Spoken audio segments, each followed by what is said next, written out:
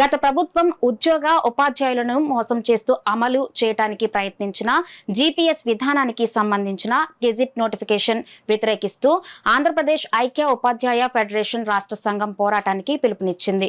రాష్ట్ర సంఘం పిలుపు మేరకు జీపీఎస్ విధానానికి సంబంధించిన గెజిట్ నోటిఫికేషన్ ప్రతులను కాకినాడ జిల్లా యూటీఎఫ్ శాఖ ఆధ్వర్యంలో కచేరీపేట వద్ద గల అంబేద్కర్ విగ్రహం వద్ద దగ్ధం చేశారు. ఈ సందర్భంగా యూటీఎఫ్ కాకినాడ జిల్లా అధ్యక్షులు కేవీవీ నాగేష్ మాట్లాడుతూ కూటమి ప్రభుత్వం ఏకపక్షంగా గత ప్రభుత్వం అమలు చేయడానికి సిద్ధం చేసిన జీపీఎస్ విధానానికి సంబంధించిన గెజిట్ను విడుదల చేయడాన్ని ఖండిస్తున్నామని అన్నారు. యూటీఎఫ్ పూర్వ రాష్ట్ర కార్యదర్శి జి ప్రభాకర్ వర్మ, యూటీఎఫ్ సామలకోట మండల శాఖ అధ్యక్షురాలు ఎంబీఎన్ దేవి, యూటీఎఫ్ నాయకులు ఎంవి సాయిరాం, వివి రమణ, నాగమణి, సీతారామయ్య, పెద్దిరాజు, రాజబాబు, శీలం శ్రీనివాస్, ఉమామహేశ్వరరావు, ఈశ్వర్రావు, వి ప్రసాద్ తదితరులు పాల్గొన్నారు.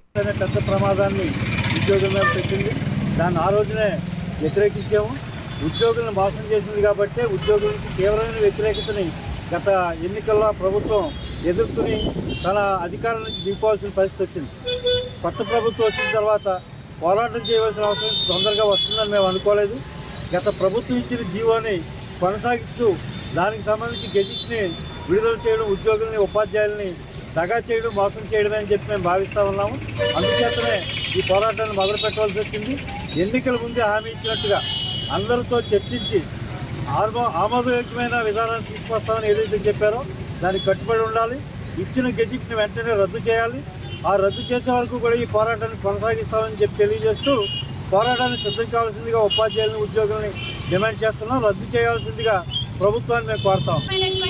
జీపీఎస్ అనే విధానాన్ని తీసుకొచ్చి ఉద్యోగస్తులందరినీ కూడా మోసం చేశారు. దానికి ఫలితమే ఈ రోజు చవి చూస్తూ ఉన్నారు. మరి పవన్ కళ్యాణ్ గారు వీరందరూ కూడా ఉద్యోగస్తులతో చర్చించి అప్పుడు సరైనటువంటి నిర్ణయాలు తీసుకుంటామని హామీలు ఇచ్చారు. మరి అలాంటి హామీలు ఇచ్చినటువంటి వారు వారి యొక్క హామీల్ని మరిచిపోయి ఈనాడు ఈ గజెట్ అనేది అన్యాయకరమైనటువంటి జీపీఎస్ విధానం కొనసాగిస్తున్నామని గజెట్ అనేది ఏర్పాటు చేయడం ఉద్యోగస్తులందరూ కూడా దీన్ని వ్యతిరేకిస్తూ ఉన్నారు. కనుక యూటీఎఫ్ ప్రత్యేకంగా దీన్ని ఖండిస్తూ ఉంది.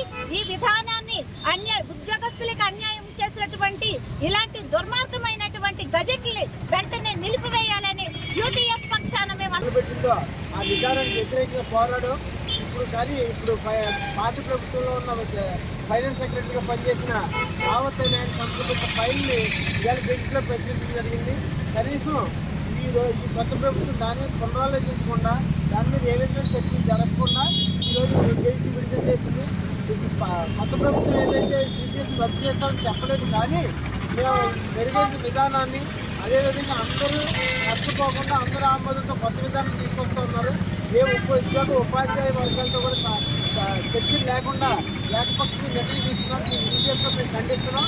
అందువల్ల ఇప్పటికైనా గెజిట్ని రద్దు చేసి పార్లమెంట్ విధానాన్ని పునరుద్ధరించే విధంగా కొత్త ప్రభుత్వం చర్చలు జరపాలని ఆశిస్తూ ఈ కార్యక్రమం తలపెట్టిన మిత్రులారా.